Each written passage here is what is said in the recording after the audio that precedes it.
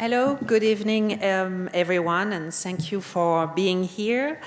It's part of a two-part series of conversation that are organized in conjunction of an exhibition here at the Frick, Elective Affinities, Edmond de Waal at the Frick Collection, which feature 9 works made by the artist Edmond de Waal, specifically for the Frick Collection.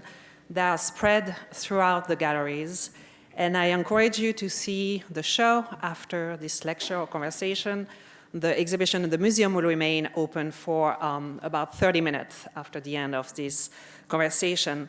My name is Charlotte Vignon. I'm curator of decorative arts here at the Frick Collection, and I had the great pleasure of working with Edmond on this show. And today, in conversation with Edmond de Waal, we have Adam Gopnik. And of course, neither one or the other need an introduction, but I will try to give one, short one for both of them. Edmond de Waal is a renowned artist and a bestseller author.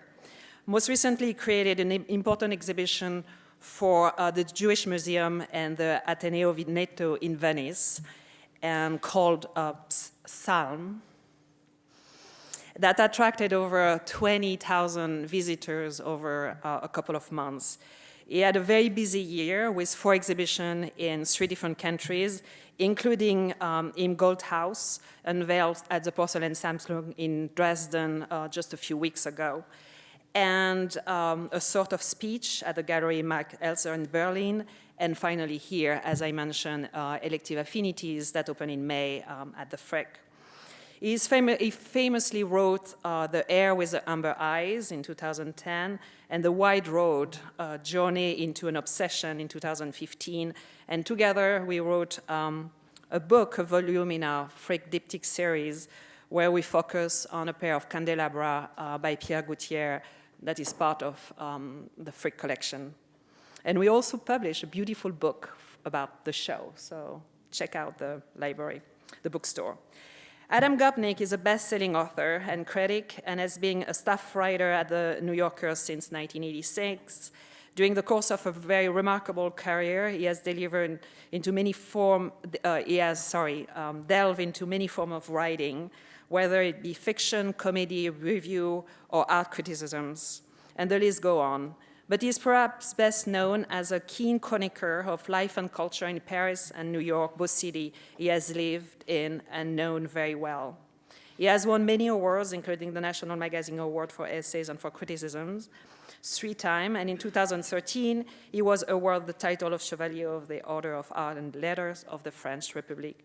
His most recent book, 1,000 Small Sanities, The Moral Adventure of Liberalism, was published just last year, and follow me during my travel in Greece this summer, and I recommend everyone to read it. So now, just enjoy a conversation between these two remarkable men.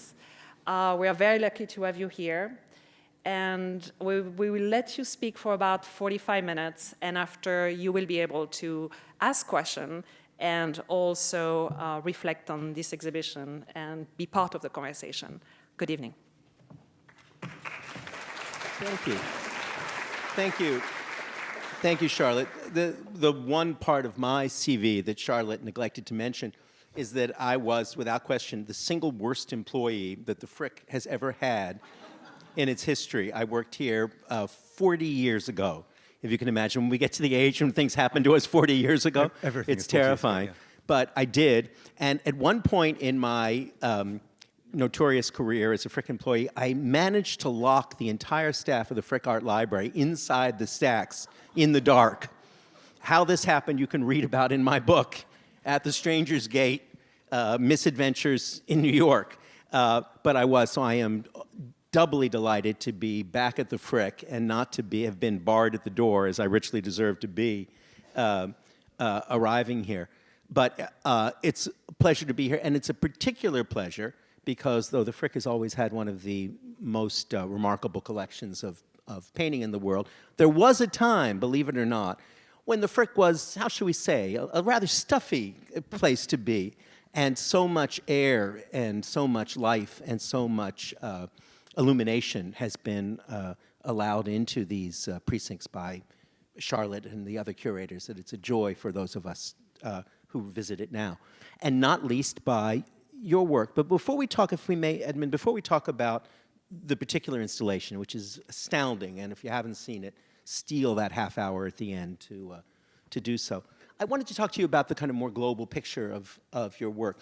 One of the things that has always fascinated me about your work, and I had the great privilege of actually spending some time in Edmund's studio watching him throw pots, and actually trying to throw a pot myself, unsuccessfully, is that though it participates in the world of art, of reference history, symbolism, as you'll see, of dialogue with the art of the past, it also exists in the world of the artisanal. You are a potter and proud to be a potter. And unlike most of us, if tomorrow your dealer died or my publisher went out of business, you would be able still to earn a living. You would be the guy who would say, let's get Edmund to make us a pot after the apocalypse to drink wine out of.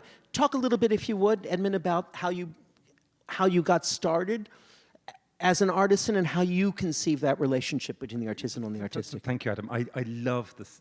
You start with a apocalyptic image of me at my potter's wheel trying to make a cup for us to drink water out of.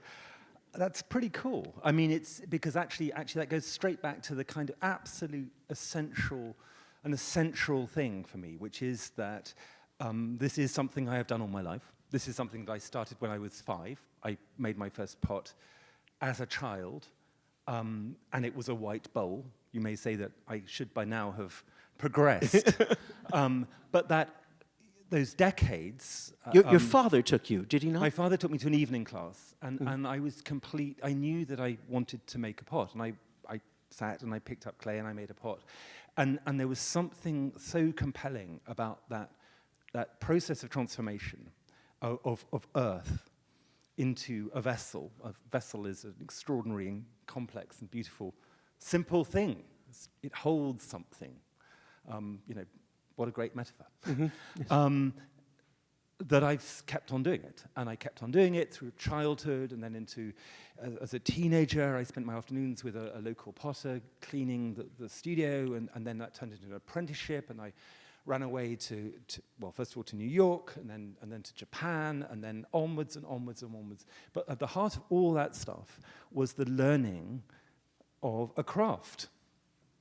The craft of picking up clay and making a pot. And I've always been completely straightforward, that actually that's like learning scales. Mm-hmm. That's like learning arpeggios. And you would never expect a musician to be able to kind of interpret, I don't know, the Goldberg Variations or Beethoven's late quartets without having spent decades, by themselves. And I had decades by themselves. There are penalties about having decades by yourselves, and that might be why I am the way now. But the artisanal bit is very important. Having the language, the haptic language, the language of touch, completely embedded, so that when you're making, you're thinking and interpreting rather than struggling for skill. Right. And also, you said to me once, Edmund, that it's the interior of the vases, the interior of the vessels that sing, that they're about. And we had the great good fortune, I wonder if some other people in this room have, to attend something that you, in fact, Edmund, turned me on to, which was Oliver Beer's wonderful show at the Met Breuer of vessels that have been mic'd so we can hear their internal resonance. And what Oliver was pointing out is that every vessel ever made sings a unique note, unlike any other. Yeah. So each vessel has its own interiority, and that sounds in the world. I mean, it has a resonance which Oliver picked up. It was a very extraordinary installation. He's a very good artist. For me, there's something even more sort of basic than that, which is I think of the interior of a vessel as a breath. For me, that connects the interior of a vessel, just the inside space of a vessel, with sound, but also with breathing, and that takes it towards language, because language, of course, a word is breath. It's a series of breaths. So the alignment of a vessel, an empty vessel, and words is very, very close for me. It's absolutely like this. Right. Well, which leads me to the next theme that always has struck me about your work, of course, and that is that there are very few first-class artists who are also first-class writers. There are a lot of writers who make art, and there are a lot of artists who write, but you participate in both fully.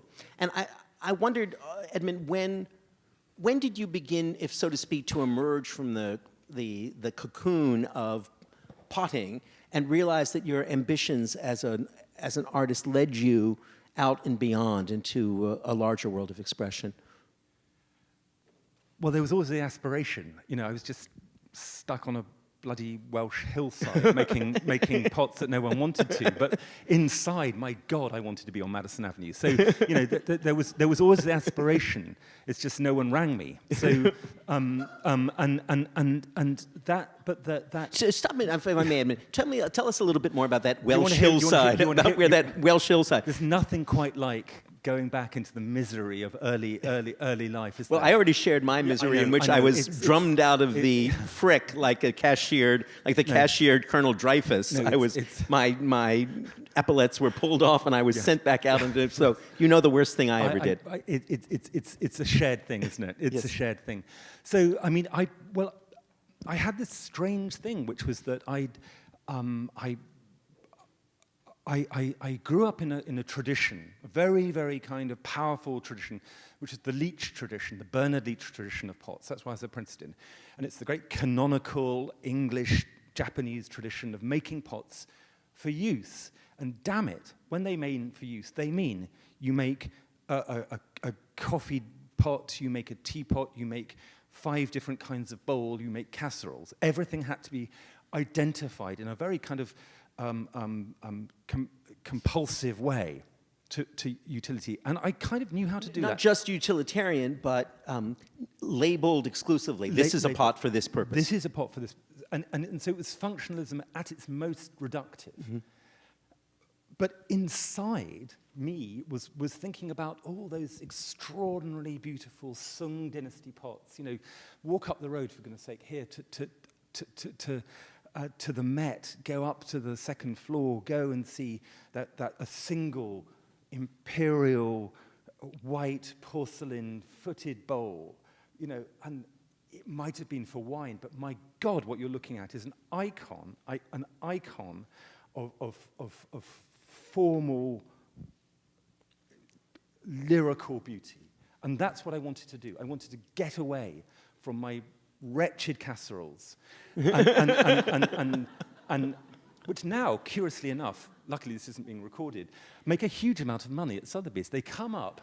An early Duval casserole? I was struggling to sell these damn things for £5, and now Truly, I can't afford them. I mean, they're absolutely ridiculous. They're early Duval. One sees the glimmers of the work that will come. But that so coming down off the mountainside.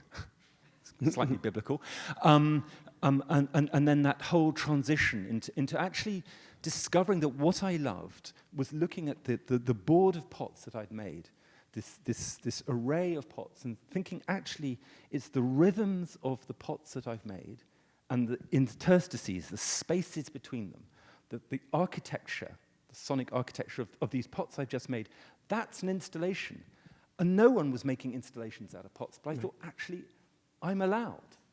So I started to do it. When was that near eureka moment for you? When did you first have that understanding? When did you first show the pots as installations? I went back to Japan in my late 20s, 30, I think, and I had a wonderful year in Tokyo. It was a year of play after all these decades of grind. And that was the year I had with my great-uncle, who gave me this collection of Netsuke.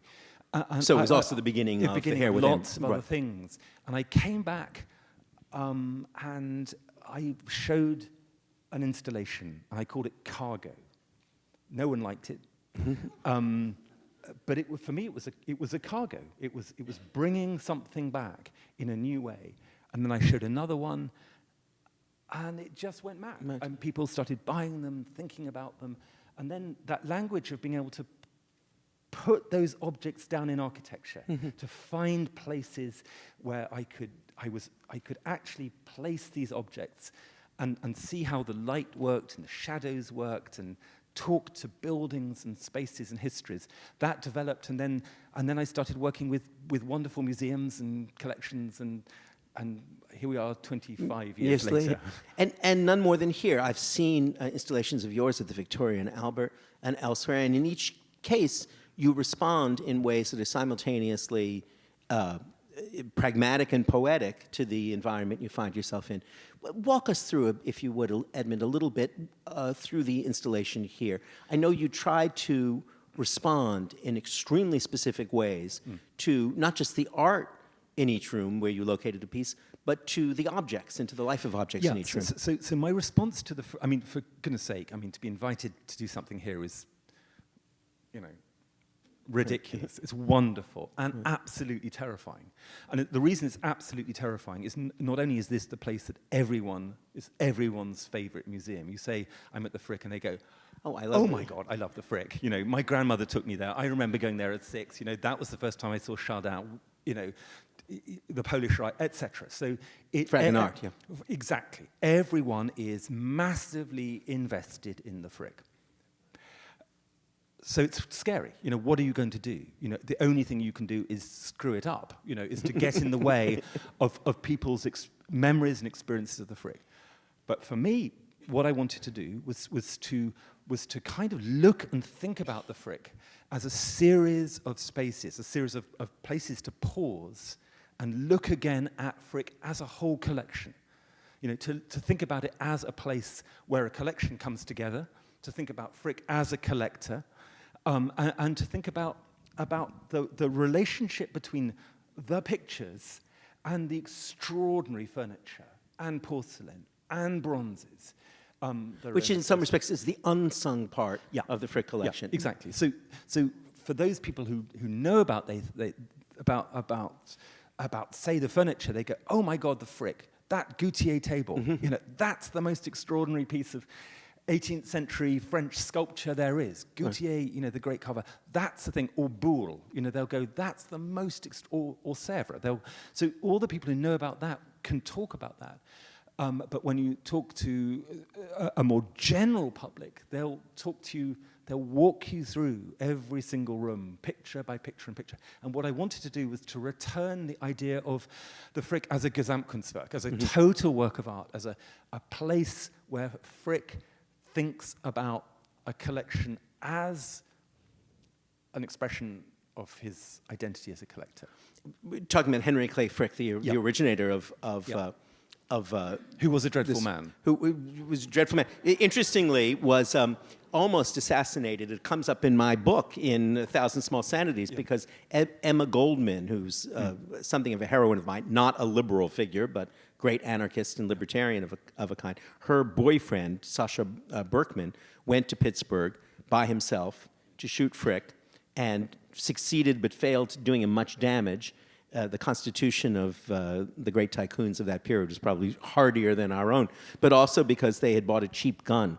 And in a bizarre overlap, forgive me, it takes us far afield, but it takes just a second to tell. It's great. It's always worth listening to this. S.N. Berman, do you know who Sam Berman, who was a playwright of the 1920s and a frequent contributor to The New Yorker, grew up in Providence, Rhode Island. And Emma Goldman and Sasha Berkman had an ice cream parlor in Providence, Rhode Island. And he would go there as a boy, wrote about this in The New Yorker, and they would switch out of English into Yiddish, to talk to each other, not knowing that the boy understood Yiddish perfectly well because he was a Jewish kid who had grown up in a Yiddish-speaking household. And he realized that they were talking about the terrorism of the deed in the back room of the ice cream parlor. As he was eating his banana split, they were plotting the assassination of Henry Clay Frick. This is the only discussion about Yiddish that's ever happened, I have to say, in the music room of the Frick. You know, just take note of that. This is a moment.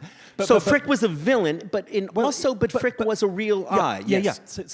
So this is it. This is the extraordinary thing, and this takes you back to porcelain. It takes you back to steel, which is at the heart of porcelain is an image of alchemy. It's an extraordinary image of change, being changed into something other. You know, it's like the Messiah, you know, being changed into something other. As is steel. You know, they are both moments of pure alchemy. And what happens? So Frick turns this enormous fortune that he's made on the backs of the workers of Pittsburgh into one of the greatest collections of art in the world, and he becomes a philanthropist. It's a moment of money made in steel is transmuted into porcelain and exactly. paint. And so when you walk through the Frick, what you're walking through is a series of self-definitions of Frick. You know, when you're in the dining room, you know, that's Frick wanting to be in Chatsworth. He wants to open those doors onto Fifth Avenue, walk down some great green sward and over a river into the parkland. Right. You know, when he's in the Fragonard room, you know, that's about desire. That's you know, he wants to be French. We all want to be French. I mean, you know, but particularly at the moment, we all want to be French. We'll settle for being Canadian, actually, some of us right now. We might get to exile. Anecdote, just because in case people don't understand entirely, about porcelain as alchemy. That's a terribly important concept for you, I know. So porcelain. How long have we got? All night. There is anyone going anywhere? Okay. So porcelain is invented in China 1,200 years ago, 1,000 years ago. And it comes all the way across to Europe down the Silk Road, and everyone adores it. And they have La Maladie de Porcelaine, you know, in Dresden. You know, porcelain Krankenheit. They go mad for porcelain. Porcelain mania. Porcelain mania. Everyone wants it because it's so beautiful, and light comes through it, and no one can work out how to make it. How the Chinese are doing it. And it's the great arcanum. It's the great secret. And so everyone tries endlessly. It's a great story of espionage and misery. And then finally, at the beginning of the 18th century, an alchemist and a philosopher locked in a cellar in Dresden pull out of the kiln. They've been testing some tests, and they write down their tests in Latin. Optime album et pellucem, the best white and translucent. And they've found it. They found a way of making a white pot. And it's alchemy. They've changed one thing into another. And it's white gold because it's as precious as gold. So that image of transformation, I hold very, very dear, because it's not only this wonderful image about the possibility of change, and that speaks to all, you know, us profoundly as human beings. The idea that you can change yourself, can you change your life, as Rilke says. But also it holds right at the heart of it the sort of transience of this, you know, the kind of fragility of it. The literal fragility of it. The literal fragility of it, too. So coming back to the particular installation, you were fascinated. No, this is hugely helpful, because I don't think it's, even now, though there have been some terrific books about the discovery of porcelain, nonetheless, I don't think we all intuit adequately what a miraculous material this is. You could read my book. Yes, indeed. Yeah. But I'll give you a copy. But yeah, absolutely. I would love that. Yeah, it's fine. But that's something that we don't adequately understand. Yeah. But also we don't read it when we go around. You know, you can read a book, but actually it's the re-seeing. Right. It's the recognition, the recognition of what porcelain means, which is what which is one of the things I try and do. And one of the ways I try and do it here, of course, is to hold the objects I make alongside steel, alongside gold, in vitrines, you know, in these. So there's a constant dialogue between those materials and Exactly. in that so, way. so that when you go, for instance, all the way down to the enamels room, there's a particular installation right at the very end, the end, you know, where all these wonderful gold ground pictures are, and there's a Duccio there, the Temptation of Christ, and then underneath it, Yes. I've made a contemplative work, you know, which is white steel and white pots and gold, and it's looking all the way back. It's an altarpiece beginnings. on its own that Exactly. responds to the altarpiece. Exactly. Talk a little bit, if you would, about one of the rooms that is dear to my heart, as it is, I suspect, everyone in this room, is the Fragonard room, which not everyone understands. It's actually a composite of different works of Fragonard's that have an extraordinarily dramatic history of their own. But talk about how you responded to it and why you created the installation that you did. Well, I mean, you know, who wouldn't want to be in the Fragonard room? I mean, if we're going to talk about being French, we're also talking about desire. I mean, you know, that's you know, and that whole room is it's highly eroticized room. You know, it's all about desire. And It is the ultimate dating room in all of New York City. I think there's no question about it. It's is that the line? Meet me in the meet Fragonard. me in the Fragonard room, and it's a done deal. You know, and then I've been married for 40 years on that basis. If only I'd known, I think is what I want to say. But part of that, you know, but part of that, Adam, is that you know, you've got Fragonard all the way around. You know, as you say, a composite. But then you've got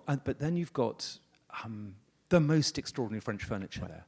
You know, easy to miss for the you know, and when you look at that, that's the marquetry of that. You know, dozens of woods. You know, 1,000 hours of work, and then you have Sèvres, an impossible garniture of Sèvres porcelain, sort of elevated on these gilded stands, where you know, it's kind of, I'm afraid to say, what I call passive-aggressive porcelain. You know, it's sort of passive-aggressive porcelain. Yeah, explain you know, this. Well, it's sort of, you know, it's all and more, and then a bit more. Oh, you know, yes, you can't get away from it. Right, you know, yes. but it is extraordinary. But what you've got there is you've got the most extraordinary constellation of 18th century French taste. So what can you possibly bring into that room and not screw it up? So what I've done is to make something which you might miss. It's hiding in plain sight. It's a vitrine. And it's on a thick piece of perspex, plexiglass. So it floats above this extraordinary piece of furniture with a head of Apollo on it. It's bowls, white celadon bowls held up there, and then fragments of gilded porcelain. I made a bowl and broke it up. Yes, which you don't often do. You don't. No, but I do love breaking things. You know. Yeah, and so it's sort of there, and not there, and that's sort of the point of the whole exhibition, which is that, you know, there is a great pleasure in the covert. Mm-hmm. You know, and I think it's a mark of aesthetic strength. You know, we've all hated interventions in music. Entre nous. We've all hated Don't pay no attention to this. Yes. Haven't you? Yes. Oh, you know, God, yes. Interventions, Right. contemporary interventions into museums where you trip over some trendy, bloody contemporary artist who's getting between you and the things you love. And it's like, sort of like, don't. You know, just don't do it. Yes. And what I wanted to do was to do something which was really strong here, and authentic and real and passionate, but also at the same time I wanted to also disappear into the building as well, so that you could see or not see. Mm-hmm. Be invisible. Well, it's extraordinarily successful in that regime. I was wondering, actually, if I may, as well, because one of the things that's moving about the Fragonard room is that it's about desire, as you say, but it also, in a certain way, it's about the transience of fashion, because, of course, all of those pictures were rejected by their commissioner because they went out of fashion, even though they're back in now. And I was wondering if the fractured and the broken spoke to that a little bit. Are you saying I'm about to go out of fashion? I'm trying to... No, that the idea God. of having something that Yeah, was broken spoke to... No, and brokenness really matters to me. I mean, it really matters to me a huge amount. I'm not only because... Well, because the broken shard is tells so much. It tells you so much. I mean, you know, in terms of storytelling, in terms of narrative, and I am a storyteller. I mean, that's one of the things I do. It's me coming out. I never said that on stage. That's story, but that's what I do. And so broken things actually are very compelling, because what you have is you have part of a story, and then you're off. You're away. You're into histories of loss and taste and exile and whatever you want to go, wherever you want to go. Right. Well, it's fascinating you say that you're a storyteller, because, of course, one of the things I wanted to ask you about tonight is the connection between your work as a writer and your work as a visual artist. And you see them both being rooted in narrative and in telling tales. Yeah. I mean, I do. I mean, and sort of the sort of Calvino kind of tale. So tales that spin off each other and return, and yes. Yes, There you go. No, absolutely. Also tales, and this is something else that I suspect is important for your work, both as artisan, artist, writer, storyteller, tales that begin in one place and end in another. Because it's always seemed to me, Edmund, one of the great themes of your work is place and displacement. That's certainly the theme of Hair with Amber Eyes. Yeah, I mean, so you know, that one of the essential things for me is, of course, that objects, like families, are diasporic. You know, you begin somewhere and you end somewhere completely different, and that was the great sort of central theme, I think, of The Hair with Amber Eyes, which is, you know, was the story of trying to understand this collection I'd inherited across 200 years, you know, Odessa, Vienna, Paris, Tokyo, London, and back, and back, and back, and back. So absolutely that. But of course it's the story of porcelain as well. And when you're here at the Frick, you know, this is pictures, objects, sculpture, you know, which is a whole remarkable, complex, overlapping palimpsest of ownership and loss and collecting, you know, and so when you're here, how can you not be in history? You know, how can you not be in history here? Yes, it seemed to me too that that your way of thinking about the circulation of images, one way one can think about a place like the Frick, if one is of a dark mind, or is to say, well, it's just booty harvested from other people's cultures and brought here. I think your view of cosmopolitanism is that circulation of objects and images is what the culture is. Yeah, I mean, it absolutely is. And I mean, you know, I kind of own that. Because unashamedly, you mean unapologetically? Unashamedly. I like the word cosmopolitan. I feel like it might be my next T-shirt, actually. But I mean, I kind of, I'm unafraid about the circulation of objects, the circulation of ideas, and also that you know, taste changes, you know, and so part of The Hair with Amber Eyes was going back to Vienna and finding this absolutely ghastly palace that my great-grandparents had built on the Ringstrasse, and thinking, oh my God, it's vast, it's a block of Vienna, and it's so tasteless, you know. And I love them, because I grew to love them, and I grew that story. But I can also go into that palais and look at the extraordinary ceilings and imagine their extraordinary collections there, and think, you know, they didn't have much taste, you know, and that's fine. Right. That's fine, because what that is inhabiting the past with clear sight. And the crucial thing about that, absolutely crucial thing about that, is nostalgia is a crime. You know, nostalgia is absolutely a crime. You have to look clear-sightedly at the past. You really do. Otherwise, you're swamped. So, if I understand you correctly, I mean, you mean memory is a necessity and nostalgia is a crime. Yeah. Nostalgia is what we use in place of memory. That's why you're on the New Yorker and I'm not. That's so beautifully. But no, I just want to be sure that copy-editedly lucid. Thank you, Adam. But I want to be sure that's what that's your view of it. Absolutely right. And so, it's just finished last weekend, but I did this library.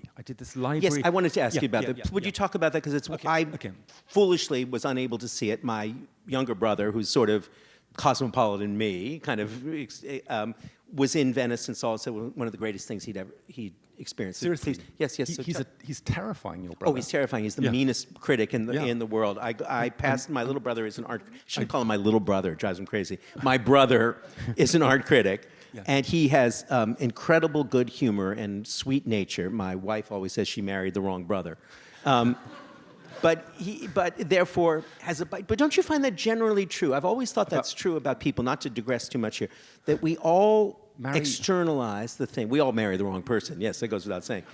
But that we all externalize our absences. In other words, that we all want to be the thing that does not come naturally to us. Yes. And therefore, the people who are temperamentally the sweetest tend to be the most acidic on the page. People who are the most humorless people I've ever known in life are the funniest people in literature, and so on. And it goes on that way. Yes. That's a really good book to write. Yes. Not me, but I'll have to. Yes, the law of contrarian opposites. In any case, this piece which you did, the library in Venice. Yeah. So just during the Venice Biennale, it's a huge project. It was called Psalm, taking as its central thing the Psalms as songs of exile, as the great sort of songs of exile about the biblical psalms of the biblical psalms. Jews writing in Babylon. Exactly. So it's about being in one place, but yearning to be elsewhere. The elsewhere. And so it was an exhibition in a project in two places. One was in the Jewish ghetto, which is an extraordinary, beautiful. Cannaregio. Yes, extraordinary place. And I was very privileged. I made a series of installations that sort of wound their way around the Canton synagogue and up into the sukkah. And that was all about loss.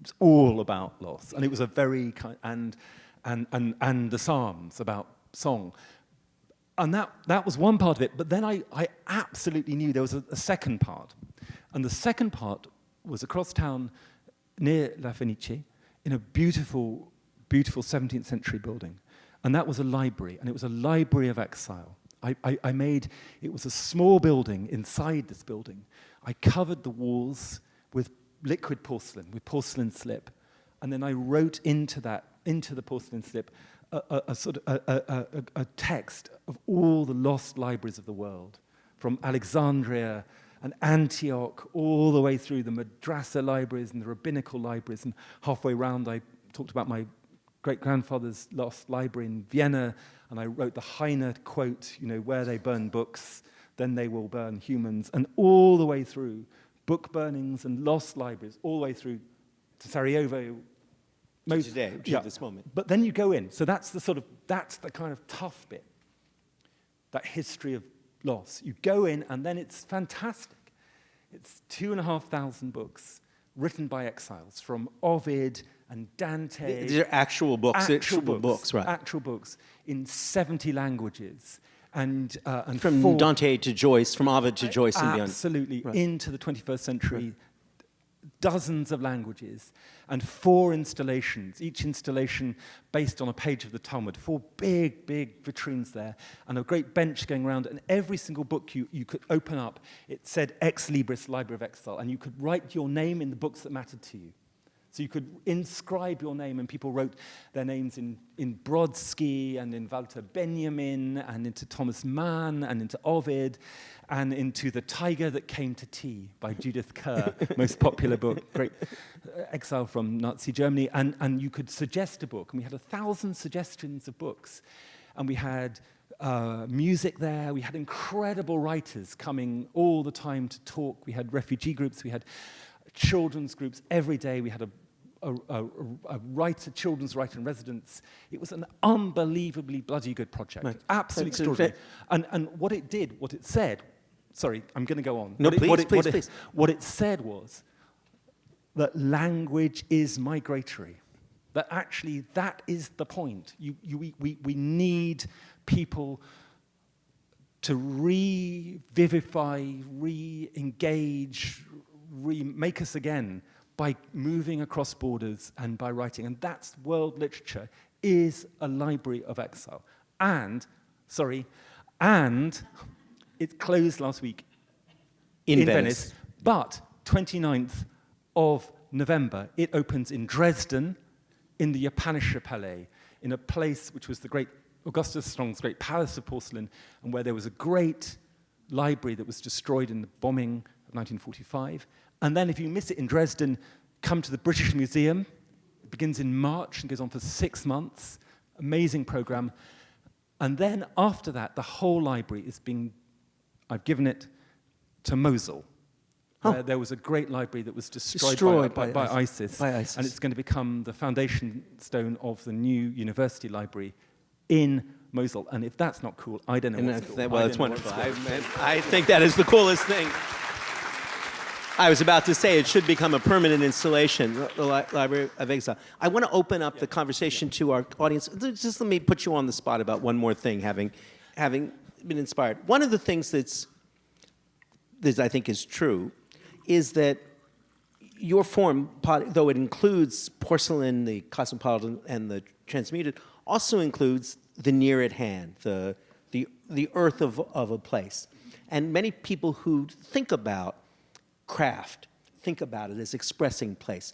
And we live in a time when, as the Library of Exiles demonstrates, when those questions of the significance of locale, of nation, of earth and soil, as against the constant migratory and evolutionary and transformative idea of shared languages has never been so pointed, has never been one. I mean, we're all on the brink of becoming exiles, in fact, but it's never been so loaded. And I wonder how you feel about it, particularly, and I will put you on the spot here, in the context of British life at this very moment.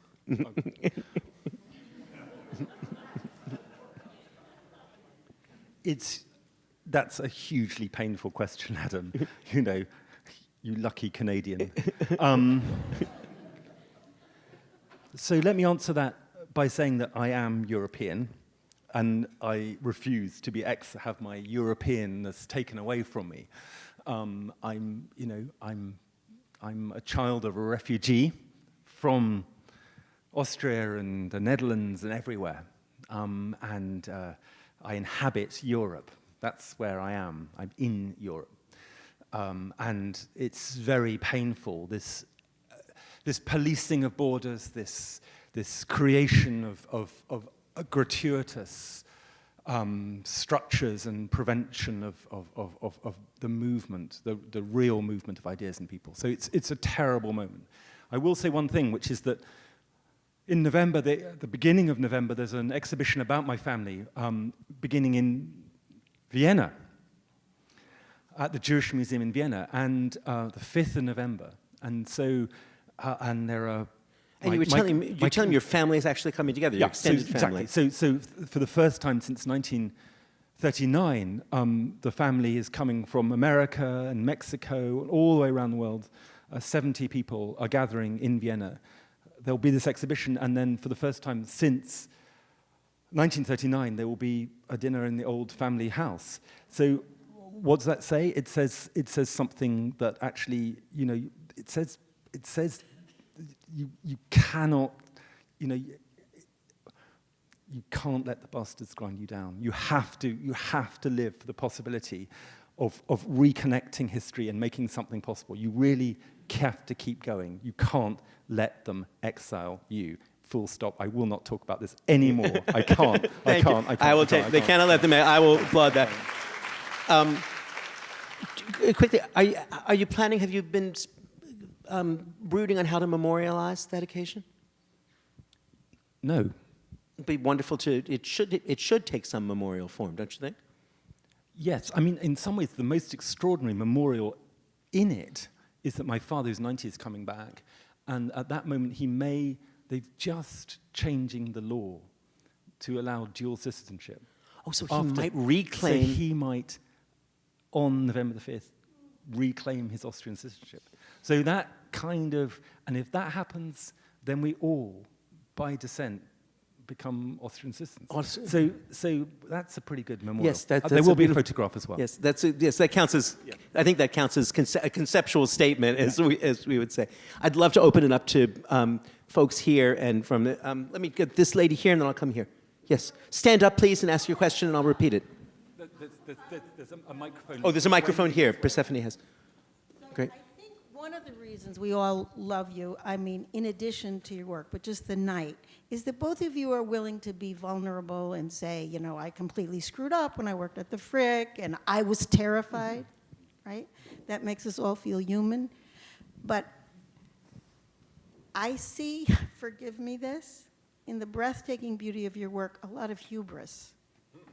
And where you go for, like, actual perfection of line.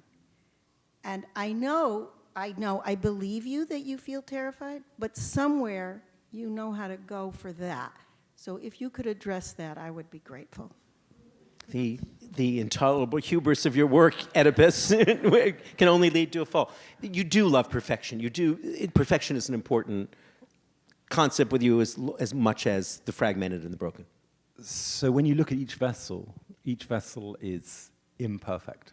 It comes from my hand, it's made on the wheel, and then I take it off, I gently squeeze it again so that it has, again, that feeling of just having been finished. Then I put these objects together in the most beautiful vitrines you've ever seen in your life. And that vitrine is like the page of a book. It's a way of articulating a space. And the hubris, I love the word hubris. That's kind of wonderful.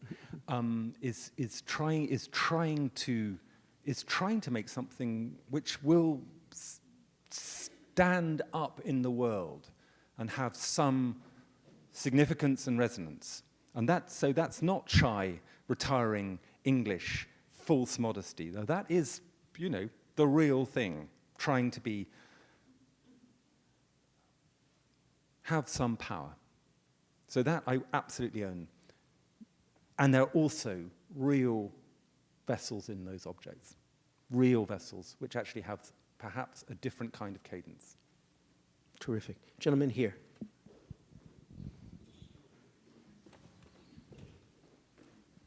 Thank you. Permit me for making an observation.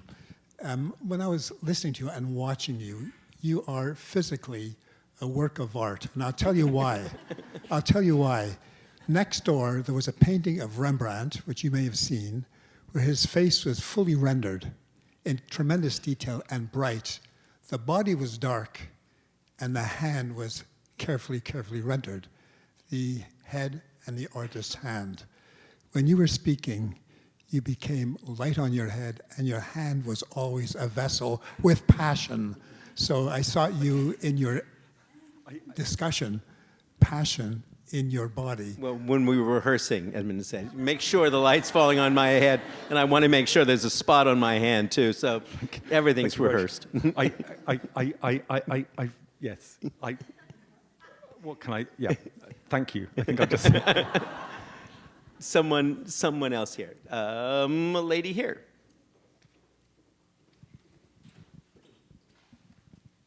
How do you reconcile that some of the most beautiful things and collections were gathered by the most terrible people? That's thematic, too, right. Yeah, I mean, I don't think you can. Yeah. So yeah, we've had Versailles and the Vatican in the same sentence there, which is kind of... there is no reconciliation. There is no way of reconciling it. You know, you can't say it's worth it. You know, the Counter-Reformation makes this particular kind of series of works worth it, or there's a wonderful, extraordinary, famous porcelain pagoda. This is my best example. Okay, there was a porcelain pagoda made in Nanking for the Emperor Yongle, and the Emperor, 14th century, and the Emperor Yongle loved the color white. He absolutely adored the color white, and he had made the most beautiful white objects ever made in the world. Extraordinary. There's a monk's cap ewer in the Met. Can't go now. Go tomorrow and see it. Extraordinary. And he slaughtered tens and tens of thousands of people. I mean, he was absolute horror. And he loved white porcelain. How do you reconcile it? How do you have that in the same page? How do you understand it? You know, you can't. Somatically, you absolutely can't. It makes you want to crumple. Except that the monk's cap ewer is there, and you have to return to it and tell that story again, and return to it and tell that story again. So you have to tell stories. That's the only way that I can deal with the fact of this incomprehensible, incontrovertible truth that most of the great collections in the world have been made by absolute bastards. But couldn't we say, Edmund, too, that that's what we mean by civilization? Civilization is a series of contradictions. And to come back to your point, nostalgia is pretending that those contradictions can be reconciled. History is recognizing that those contradictions are permanent and just have to be recognized, not reconciled. Exactly. So perhaps what you do is you make more art.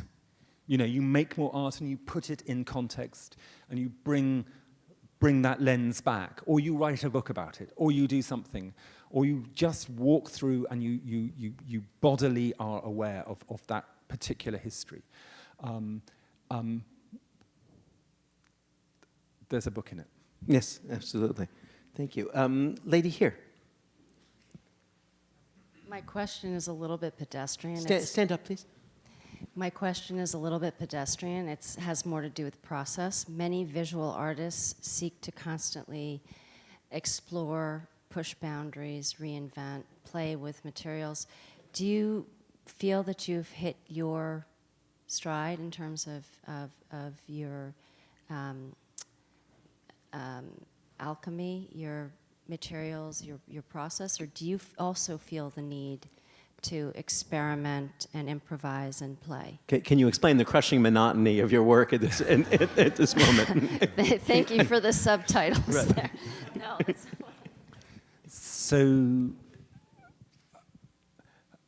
one of the things that I'm loving, absolutely loving, and it was one of the things that I did in Venice at scale, was to take my material, white porcelain, which I've used now for 40 years, to make vessels, and to make it into a liquid, and take my material and make a whole building, and then write into it, gild it, inscribe it, work into it. And in the ghetto, I made a table. I poured porcelain slip onto a 2-meter table. I wrote the Psalms in Hebrew, poured more in, wrote it again in Latin, again, and made a palimpsest, one text on top of another, gold and words, using porcelain.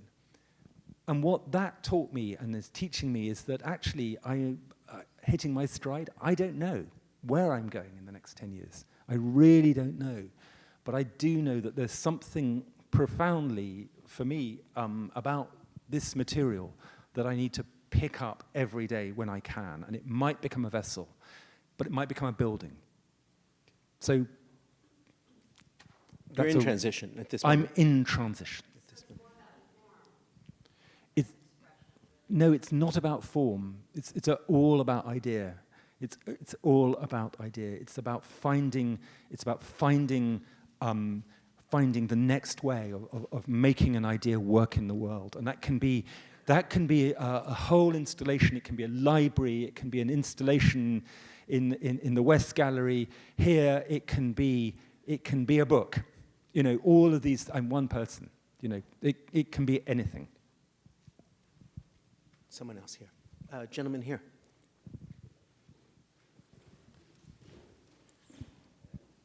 I'm curious about your response to Morandi, because when I look at your work and look at his work, you talk about the vessel and the space inside, but I see the space between and placement as being so absolutely critical to your sensibility. And Morandi did it in 2 dimensions.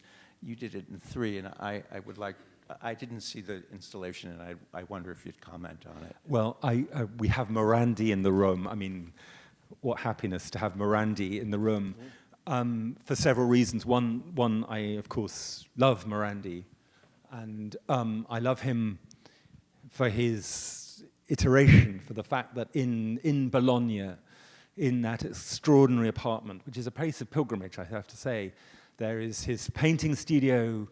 And then there is this cupboard full of vessels, dusty vessels, and that return to bringing vessels together and looking at the way that the interstices, the spaces between them work and the shadows happen across decades are extraordinarily compelling for me. I did an exhibition in Stockholm a few years ago working with the Morandi Foundation, and I chose all my favorite Morandi paintings, and it was a joy. It was a joy to work with Morandi and to spend space. And actually, yes. Spaces between objects. Spaces within objects, but spaces as articulated by Morandi. It's extraordinary. Morandi gets better and better and better. You know, one of the great things about getting older is discovering that people get better and better and better. Yes, it's a wonderful thing. I just was on the phone this week, actually you can hear it on the New Yorker Radio Hour, with Wayne Thiebaud, another master of intervals, who's 99. Yeah. Who's 99 and painting every day as well as ever with great audacity. He's going back to painting clowns because nobody's allowed to paint clowns. Yeah. but Wayne, yes, you know, exactly a poet of the interval space and ordinary objects. And the demotic. Yeah, exactly. You know, and you know, I think of Wayne, and I think of, you know, I placed a jar in Tennessee, and round it was upon the hill, and I can never remember the next line. But that whole great Wallace Stevens anecdote of a jar, because actually that's it. You know, Wayne puts down 3 cakes, you know, and the world stops. Yes. Morandi put down those objects in Bologna, and the world stops. And you know, in my paltry way, my hubristic paltry way, that's what I'm trying to do here, is to put things down and change the air of Tennessee. And make time stop for a moment. I think we have room for one more question, if I'm right. Last question from someone? There may be no one. There may be no hang one. on, there's a lady down curiosity there. is slaked, but no, there's one still curious spectator. I came to know you first through The Hair with the Amber Eyes. I did not know you as a potter. I read the book, and it became part, it became part of what I was writing. Now to hear so much about your process as a potter, how do you do them both at the same time? Do you take a period of time for your writing and you don't pot? Or how do you combine 2 extraordinary talents? Thank you for that question, because it's one that's always bugged the hell out of me, in fact, because those of us who write know that you have to devote 4 hours a day to the craft of writing or you can't write. And those who pot, we have some wonderful potters here, will tell you have to devote 4 hours a day to potting or you can't go on potting. So do you have 8-hour days, or do you, how do you find the discipline to pursue both with such diligence and precision? You just don't sleep. I mean, seriously. Seriously. No, that's a good answer. So you know, I wrote The Hair and Eyes at night over 7 years. You know, because I mean, no one wanted to publish it. I mean, I just did it. So you know, that was written at night. I mean, The White Road. You know, the journeys take a lot out of you. You know. But you know what? There's a book coming out next year by the Frick, where they've asked lots of different writers and artists to write about a particular object. Yes, I think, I threw one in, yes. yeah, you're writing about I wrote about the Whistler portrait of Montesquieu. fantastic. Well, I've written about Chardin and plums. Right. And you know what? The deadline loomed, and the deadline loomed, and the deadline passed, as they do. And then I got up one night about 1 a.m. because I suddenly realized the one thing I really wanted to write about was plums. Not just Chardin, but I wanted to write about plums, you know, as you do. And so so I got up at 1 and I made myself some coffee, very, very good coffee. Yes. Very good coffee. And I sat at the kitchen table and I wrote it overnight. And then at 8 o'clock, I took the dog to the studio and began my day. So caffeine is the solution to I totally agree. As in all things, yes. Reach for coffee. Yes, absolutely. Absolutely. You remember what King, it was Henry V, I think, who said, what would life be without coffee? Henry, the French Henry. What would life be without coffee? And what is life even with coffee? Truly, words never spoken. Edmund, I never sit down with you. I have many conversations that are, and I hope they're always surprising, because that's the nature of conversation. You are the only conversant with whom I always emerge startled by my new understanding of something that I didn't think I had understood properly before. You are a very nice man, Adam. Thank you. I absolutely loved it. Truly, so thank you for being here in New York. Thank you for being at the Frick. Thank you for this.